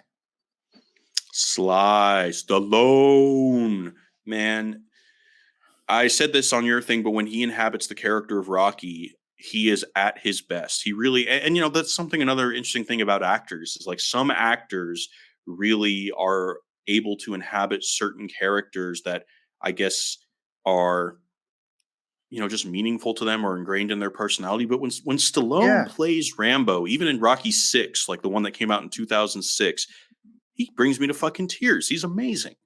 Now, in terms of, is he, and I love Demolition Man. Hell yeah. Is he amazing in that movie? Well, maybe not, but he makes the movie work. I I'm gonna have to put him next to Schwarzenegger. Put him in B. Because he's Okay. successful for the same reasons. Didn't you put him in B? What did you put him in? I think so. Yeah. Okay. Yeah, I think that's right. I think I did. Okay. This is someone who generally gets a little more love in the prestige world. Joaquin. Yeah. I mean, and for no small reason. Actually, my favorite performance of his is from the movie Two Lovers. Have you seen that? No. It's a James Gray movie that was pretty much buried because it came out and then immediately he started his whole "I'm still here" shtick with Uh Casey Affleck. So basically, yeah. when we first saw him with a beard, seemingly on drugs, it was during the press releases for Two Lovers. So everyone was just like, "What the fuck is wrong with Joaquin Phoenix?" No one really thought about the movie, and the movie is amazing. It's a Dostoevsky adaptation, and not to spoil anything, but there's a scene in the movie where Joaquin Phoenix is having and screaming "I love you" as he's climaxing, and it is entirely believable. Like, can you imagine a harder thing to Mhm. sell as an actor than screaming "I love you" while you're coming during a scene? I can't think of anything more difficult than that or more scary than that. And he Yeah. 100% nails it. I've seen it 3 times, and I'm like on the brink of tears, completely captivated. He's a master. That Commodus uh, is a sublime performance.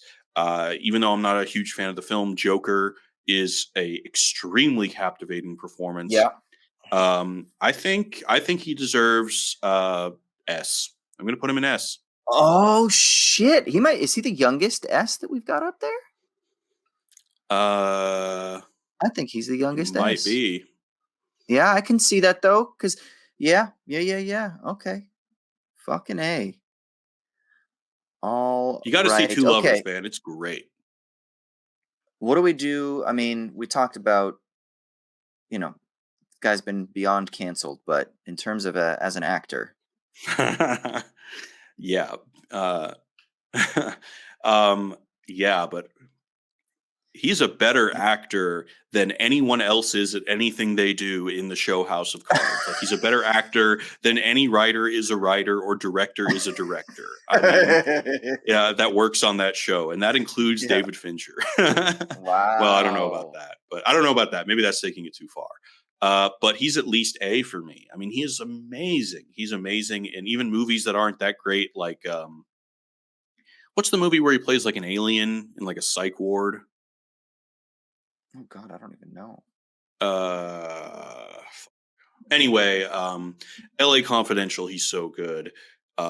Seven. He's so good. Uh, the Usual Suspects, he's so good. House of Cards, he's so good. Almost too good. I'm gonna put him in A. Okay. Okay. What do we do with this handsome fellow? Brad Pitt. I like Brad Pitt. I'm excited to see him in roles. I don't, I think he's very good in. I love it when he plays comedic roles, like when he plays the stoner character in True Romance. I think he's great in 12 Monkeys. I think that he is great in Fight Club. I mean, that's a sublime performance. Like, that is one for the ages. Like, no one, like, maybe it's just his 6 pack or his 8 pack. I don't know, but but hey, actors can be visual art pieces. I'm gonna put him in B. Okay.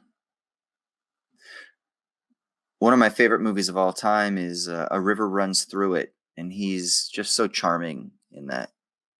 I haven't seen it. I also haven't seen 7 Years in Tibet. Is I he never good in saw that that? one. I never saw it. I saw Legends of the Fall. I remember he was great in that, but that was when he was just kind of like this beautiful, like creature on the screen. He still is. Are you kidding? Yeah, he still is. All right. How about this intense fellow? Christian Bale. I mean, shit. He's so good. I mean, I kind of want to separate the method from the actor. Like, I don't think he's so good because he loses weight to play the machinist or because he bulks up. It's Yeah. not like when I recognize how good the performance is, it's not out of respect for the amount of labor he's put into it, but also it's hard not to see how the end result is so great. So, the labor that he puts into it ends up working. And I've never seen him do anything bad. I really wish I saw Vice. I haven't seen it, but I just love how he challenges himself, how he has no problem looking unrecognizable in a role, like when he played Dick Cheney, for example. Uh, I think he's S tier, man. He can play Oh Batman, and shit. he can play anything, man. Like, what is he Oh bad in? shit. He's never bad in anything. Nothing. Yeah, nothing. Nothing. Even in the old Little Women, like the '90s one with Winona Ryder, he's great in it. He's great. Newsies. Great in Newsies. Come on. Okay, let's do this one. We didn't have him on my list, but he's got a legacy. Okay. This is obviously somebody very young, right? This is his younger. I don't know. Yeah, I don't know who this is. Sidney Poitier. Okay. I'm gonna have to look up performances here. I mean, I know who that is, but I think this is probably outside my knowledge of. I mean, like I feel like most of the movies that he's in are like in the 60s and 50s, and I probably just haven't seen a lot of the movies. I have not seen In the Heat of the Night, for I was just example. gonna say, In the Heat of the Um, Night is the big one that he. Guess Who's Coming to Dinner? I haven't seen in many, many years, and I don't really remember it that much. A Raisin in the Sun, I did see recently, and he's great. Um, He's the boat captain I in Apocalypse Now, is he? No, he's not. isn't he? Is he? No, he's not. I don't think so. Doesn't he drive the boat up the river? I'm not seeing it in IMDb. I do not Oh, think maybe that is not. correct. Oh, I thought he did. Okay, you know what? I'm gonna have to ask you to delete this one just because if I said S or A, that would be based on what I've heard about his reputation, but I'm not really going to be able to give you an authentic, uh, you know, personal opinion. All right, Sydney. Goodbye. How about this one? Heath. Well, the Joker is sublime, so he's at least B. And Brokeback Mountain is sublime. Is there one more? I mean, like A Knight's Tale is fun. 10 Things I Hate About You is fun. Fun. Yeah. There's little doubt in my mind that had he lived longer, he would be an A or S. Yeah. And I think maybe I should just give him the benefit of the doubt and put him in A and say that even though I can only think of 2, he would have definitely delivered a 3. Okay. I think that's fair. Plus one for 27 Club, I guess. How about this gentleman? Samuel Jackson, he is at least A for me, man. I think he is so underrated. I think that he is incredible in Black Snake Moan. I think that again, like the meme of Samuel Jackson in Snakes on a Plane is it's funny, it's silly, but it's also just profound that we can have such a and in Pulp Fiction, he is so cool. I think he's cooler than John Travolta, when it comes to like how that movie basically inhabits what it means to be cool. I think Samuel Jackson is great. I think he's amazing in whatever Tarantino's next movie after that was with Pam Grier, Jackie Brown. He's amazing in. He is. I'm always excited to see what he does. I mean, Nick Fury, in RoboCop. Oh no, that's the new RoboCop. He's in so many movies. Holy shit! Look at this. I just love him so much, and I think that he's really been good in everything I've seen. I'm gonna put him in A. I love Samuel Jackson. Okay, I thought you were gonna go God there for a second, but okay, yeah. Okay. How about this charming Texan? All right, all right, all right. Matthew McConaughey. Well, I mean, let's talk about the McConaissance because holy shit, was that a run? True Detective, sublime performance. Dallas Killer Buyers Joe. Club, sublime performance. Killer Joe, hilarious performance. And I mean, Dude, definitely Magic Mike. daring and ballsy. Magic Mike, I have not seen. Oh, you'll love it. It's I'm not it's yeah. not what you think it is. It is not. It is not. I thought it was going to be just Well, like, I love Soderbergh. I love yeah, Soderbergh. So there's really no particular reason I haven't seen it. Um, I'm gonna put him in A. Man, he is just the real deal. he is the real deal.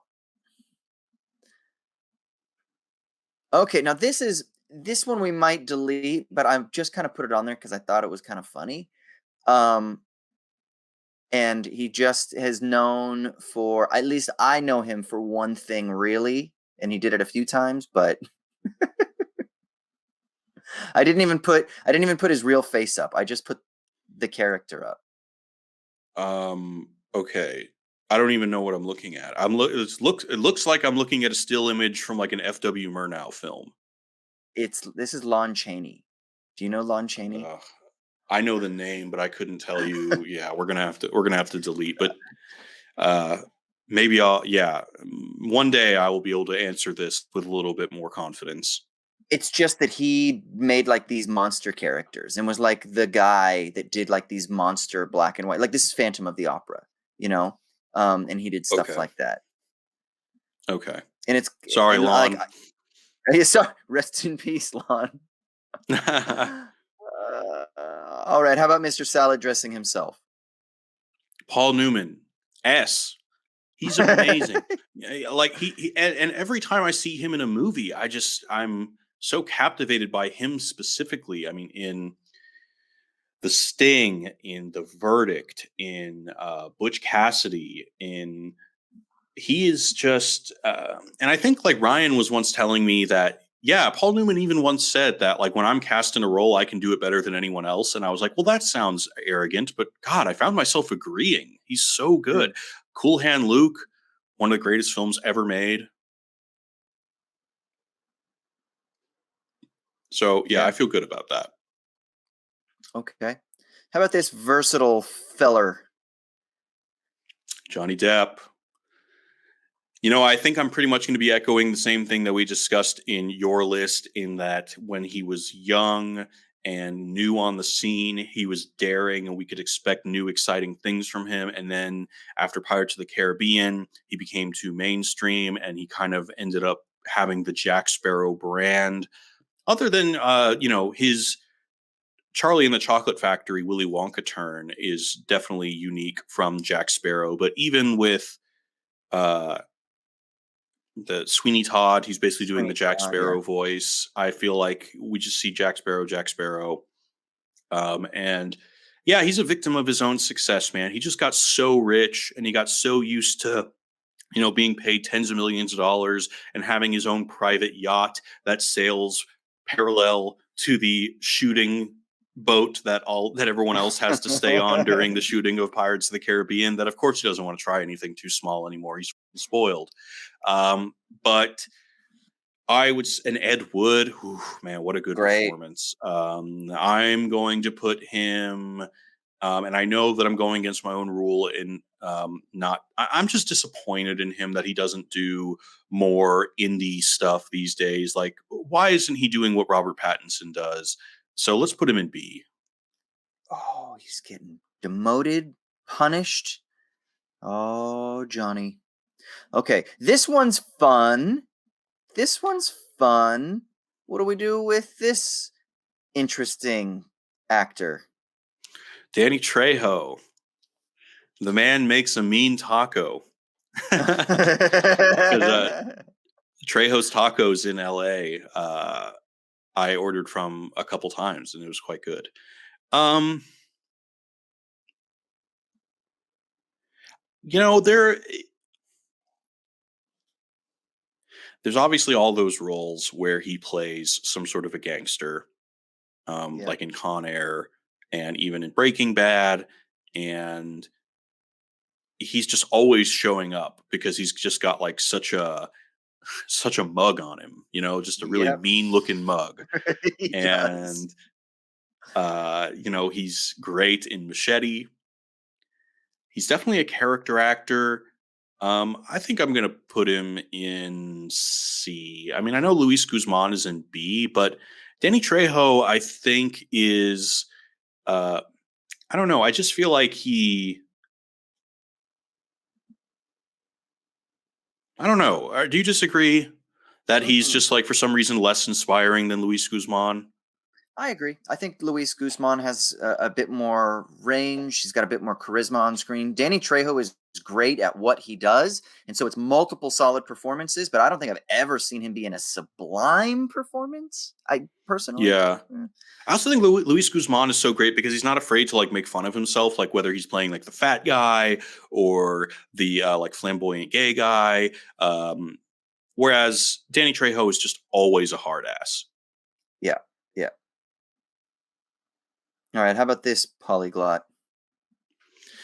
Jamie Foxx, dude, nothing this guy can't do. I haven't seen Ray in a long time. I know you said you watched it recently. Um, Yeah. And I think in Django he's very good, but it's kind of like the Mark Wahlberg thing where I think he's playing the straight man against like Christoph Waltz and Leonardo DiCaprio, who are very performative in the Yeah. movies. Oh, and by the way, talking about Django, Samuel L. Jackson steals the show for me in Django, even more than DiCaprio. Really? Samuel L. Yeah. Jackson in black man in blackface in that movie. Oh, he's so good. Anyway, so okay, back to Jamie Foxx. Collateral. In Ray, I mean, he's definitely sublime. I mean, it's so hard. Hollywood has gotten very good at biopics, but we forget how hard it is to get an audience to suspend disbelief that like, oh, I'm actually watching Ray Charles, even though I believe, Ray Charles is like still alive. And most of the people watching the movie lived through his legacy and have an image of what he looks like in their mind. So it's very challenging. I'm going to put Jamie Foxx in, it's between B or A. I think I'm going to have to put him in B just because I can't think of the third sublime performance, but goddamn is he good. Okay. And how about this? What do you do with this guy? I don't know if you saw this thing on Instagram, but John Leguizamo, he used the word academic thinky talk. He's like, guys, you just don't understand where these people are coming from because it's academic thinky talk. All right. You just don't get it. Anyway, so Mr. Academic Thinky Talk. I remember in Carlito's Way, he plays Billy Blanco from the Bronx. He's pretty good. Of course, he's Luigi. I was just going to say, if I call that Luigi. sublime. No. Yeah. Let's put him in C. I mean, I think he's often solid, but I have never heard of a John Leguizamo performance that was like, worth writing home about. What do you think? Am I not thinking of something?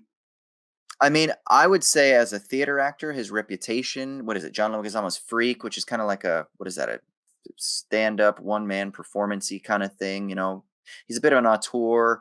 I mean, I think his reputation, I think a lot of actors know him, but I totally get it. If you're talking about like his on-screen, he's one of those guys like that in his smaller roles, I think he always nails it. But the question is, are they sublime? I mean, that's up to taste, right?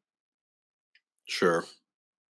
Yeah, that's kind of hard there. What about, we didn't have him on my list. What about this decorated actor? Oh man. Why am I forgetting his name? The Last King of Scotland. Forrest Whitaker, also in Fast Times at Ridgemont High. Yeah, The Last King of Scotland, he definitely deserved the Oscar. He was so good. What else has he been in? I feel like I've seen him in other stuff.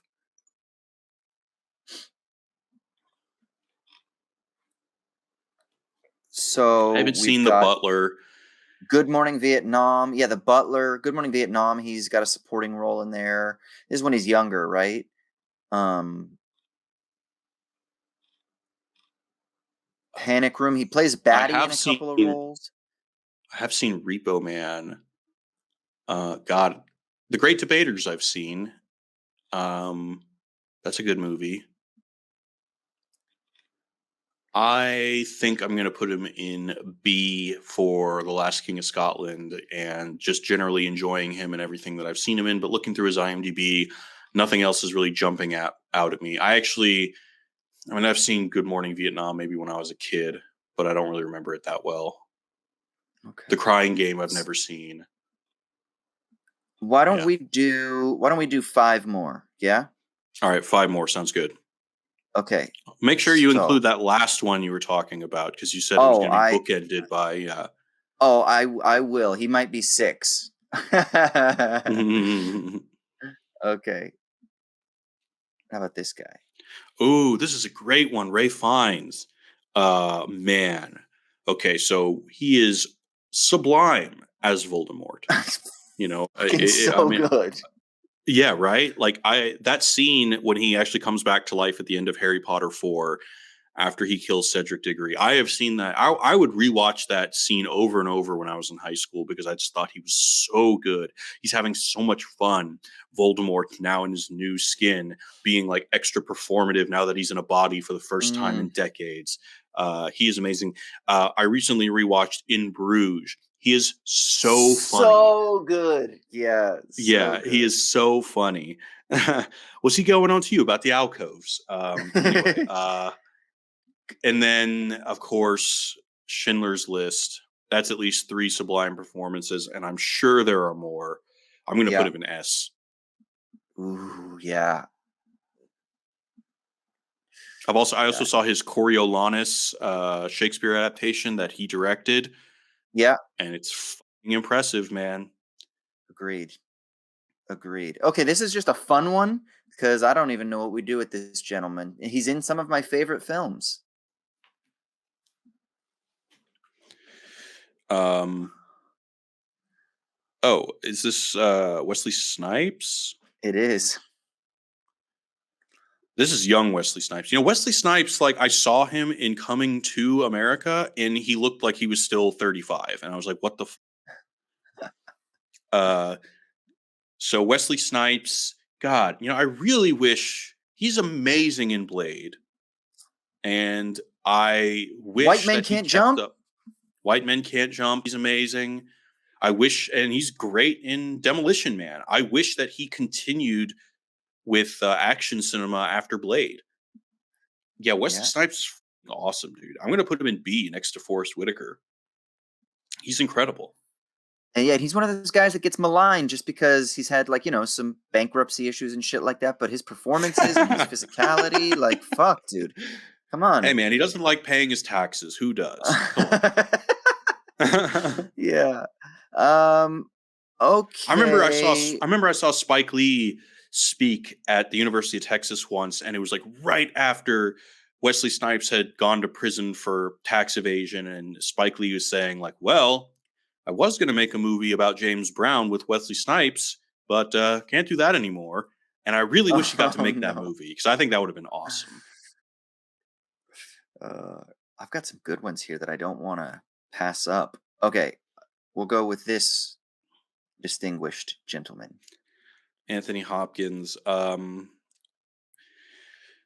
There's that one shot in Elephant Man when he sees the Elephant Man for the first time, and you just see a tear roll down his cheek. And that one shot will haunt me for the rest of my life. And that's not even bringing up all of the like legacy performances he's done as an older man. I'm just going to put him in S, really just for that one shot. Wow. Okay. Yeah. Yeah. He is great. Okay, this one, what do we do with... I just put his character up rather than him, the character that he's most known for. Yes. It's so easy. Yeah. I mean, his ability as a physical comedian is unparalleled. He gave birth to Jackie Chan. There would be no Jackie Chan. And if you see The Dictator or The Great Dictator, whatever it's called, one of them is a Sacha Baron Cohen movie, but The Dictator. Yeah. He's also great when he speaks. He can do talkies. He can do silent. He's one of the goats. Okay. All right. If we're moving quickly, we can get through a couple more here. Let's go with this guy. We mentioned him. We mentioned him earlier. Mel Gibson. Now, when he gets drunk, dude, he first does of like all- to rant about your people. So now, hold on. Yeah, What do we do? I know. And look at that smile. Yeah, I almost wish we were talking about him as a director, because like Apocalypto is like so good. And so is Braveheart, and he does act in Braveheart. Let's see. I'm gonna type him in because I feel like I'm forgetting some movies. Well, he's in the Lethal Oh, Weapon of course, films. Mad Max. Mad Max, Lethal Weapon. I'm did a- going to. He I'm going was to like put the this biggest movie very. star in the world at one point. Yeah, he was. Oh yeah, he's Hamlet in the '90s. Hamlet. Yeah. I'm going to put this very talented anti-Semite in B. Does he lose points for his No, racial no, views? not at all. Like, I think that he's got probably 2 sublime performances, and I think he's a very talented director. And one of my favorite musicians is Wagner. So, anyway. Yeah. Okay. What about the Duke? Oh my God, it's so hard for me not to just immediately say S. And it's for very, very much the same reason as Arnold Schwarzenegger, because like, does John Wayne have range? No, but I mean, The Man Who Shot Liberty Valance is one of the greatest movies ever made. The Searchers is one of the greatest movies ever made. Stagecoach is one of the greatest movies of that decade. The Quiet Man is so good. I mean, what do you say about a man who commands the screen in some of the greatest movies ever made? He's got to be at least A, but I think I'm going to put him in S. I got to put him in S. I'm going to put him up above Chaplin here. Okay. Boom. Look at all your S's. I know, man. Maybe I'm like in a good mood or something. Okay. This is gonna be fun, and then I'm gonna do 2 because we're going quick here. I just got a few. We'll see how far we go. Ooh, John Goodman. This is a good one. Such range. He can be hilarious as Walter Sobchak. That's a sublime performance. Walter in The Big Lebowski, no doubt. He's also great in that HBO show, the Jody Hill show, the Righteous Gemstones. He's so good. I love that show. I love Jody Hill. He is amazing in pretty much all the Coen Brothers movies. He's also in a lot of family movies. Of course, Roseanne.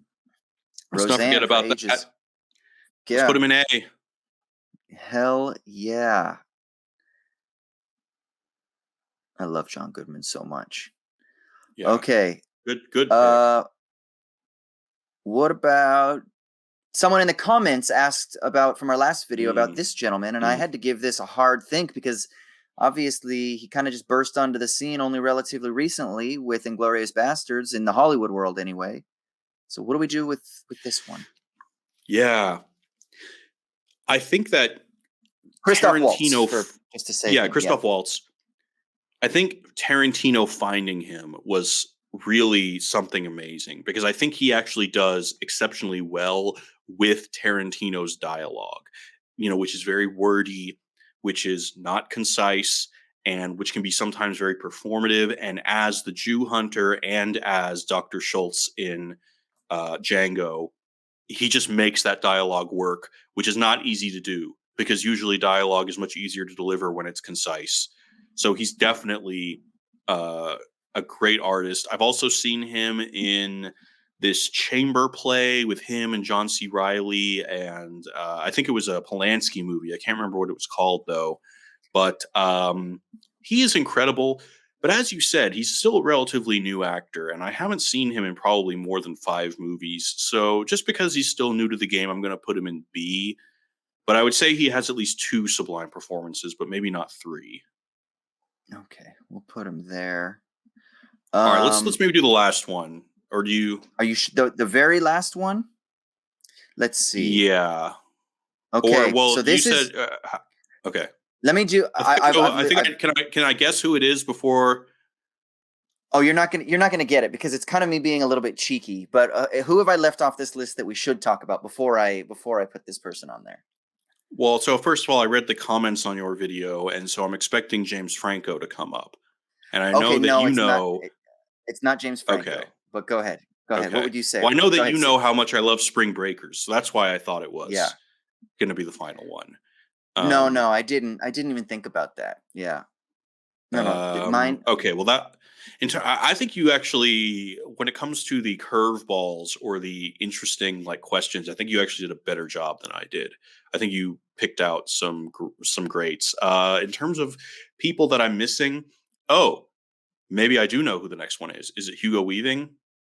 No, but that's a fucking good one because that was in the comments too, and That was in I the didn't comments put that too, and one. Yeah, where would you and I put felt Hugo? man, Agent Smith is one of my favorite performances, but he's just not in a lot of movies. I mean, and he's great as Elrond, but it's such a bit role, and V he's for great Vendetta. as like the yeah, ooh, that's a special performance because it's really just a performance with voice and body. Like his face is Yeah. never seen. So he would be probably B or A, but if you give him more roles, I have little doubt he would make it to S.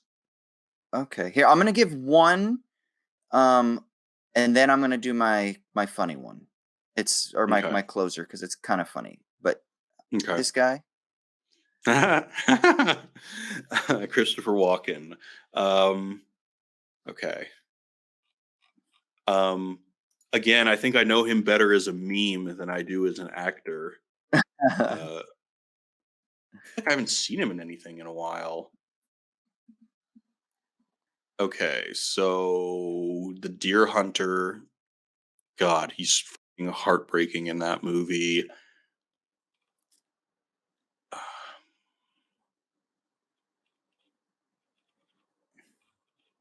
Man, I'm like not seeing a lot of movies that I've Pulp catch Fiction. me if you can. He's great as the He's dad. the dad. Yeah. Some of those conversations between him and DiCaprio are really special. Um, He's got that bit in Pulp Fiction. yes. Okay, Sleepy Hollow. I remember him in that. I'm gonna put him in B. I think Okay. cumulatively he's got a sublime performance. He's definitely extremely talented. Okay, let's wrap it up with just kind of a fun one because I knew this would stimulate a little discussion, and it's a little unfair of me. It's a little unfair of me Okay. as an actor. Oh, okay. More getting me in trouble. Um, so I didn't see him in he was in a serious movie recently. Was it a Star is Born he's in? Yeah. I didn't see it. I mean, in Half Baked, he's basically playing Dave Chappelle, the character.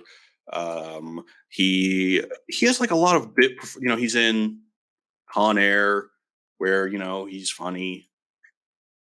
Uh, Men in Tights, Robin Hood Men in Tights. Robin Hood He's Men pretty in funny, but Tights, yeah, he's funny. I mean, his name is Achu.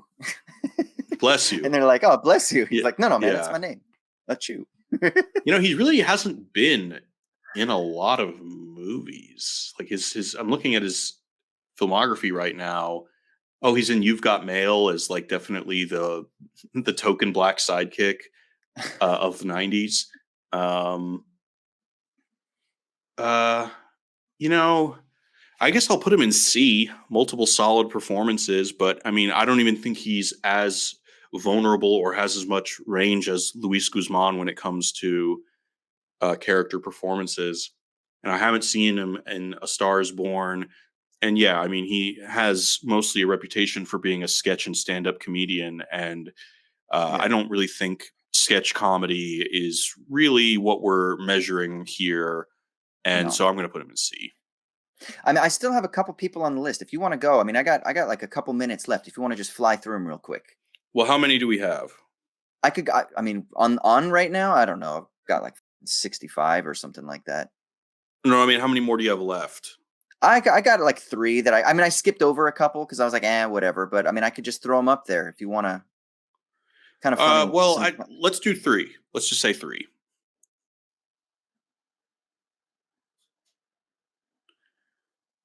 This is, I don't know who this is. Who is this? Hayden Christensen. Okay. Oh man. Shit. Well, he's so bad in episode 2, but then again, can anyone act that dialogue? How would you feel if you were given that script, Austin? And even if you were acting opposite Natalie Portman, you're still fucked. Honestly, and I feel like she's awful too. Her dialogue isn't great either. Yeah. So if I dock him for episodes 2 and 3, I feel like I also have to dock Natalie Portman, who I think is a pretty great actress. And maybe we'll get there when we talk about actresses. But what else is he in other than Star Wars? Well, like Factory Girl. He was in Shattered Glass, Shattered Glass I really liked. Yeah. Oh God, what was that not like time travel or leaping or whatever. Oh yeah, Jumper. That's what it was. Yeah, that was kind of fun. Man, I'm gonna have to either delete him because I don't know enough, or just put him in C, or maybe even D. I don't know, because it's weird that half of the performances I've seen him in are bad, but I'm not really willing to say it's his fault. Because what can you do with that dialogue? I agree. So why don't we just hover him in between C and D, because we don't know. Sure. Okay. Yeah. Okay. And let's end on this one. Okay.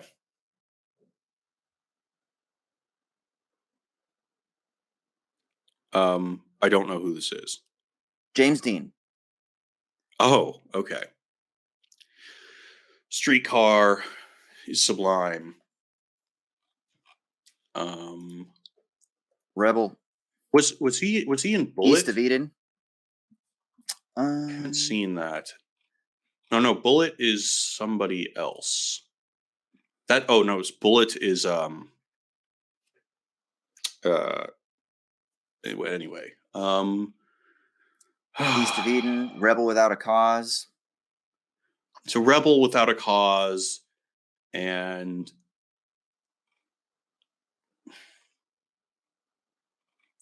I haven't seen a lot of his legacy is also in TV, which I haven't seen any of. So really only East of Eden and Rebel Without a Cause is really, and I haven't even seen East of Eden, so I don't. Yeah, dude, I don't know. I really know him more as just like a Hollywood symbol than as a performer, to be honest. So I think we got to delete him.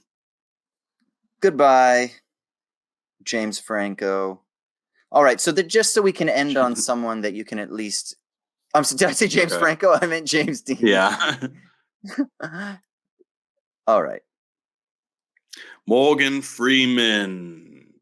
He's good in everything. He has, similar to Schwarzenegger, he has the voice of God, like literally in that Jim Carrey movie, Bruce Almighty. So I think he's sublime in The Shawshank Redemption. Maybe even more powerful than Tim Robbins in that movie. And the movie he won the Oscar for, which is $1 Million Baby, he's also great in. He's great in everything. Let's put him in A. All right. Let's end it there. That's a pretty extensive list.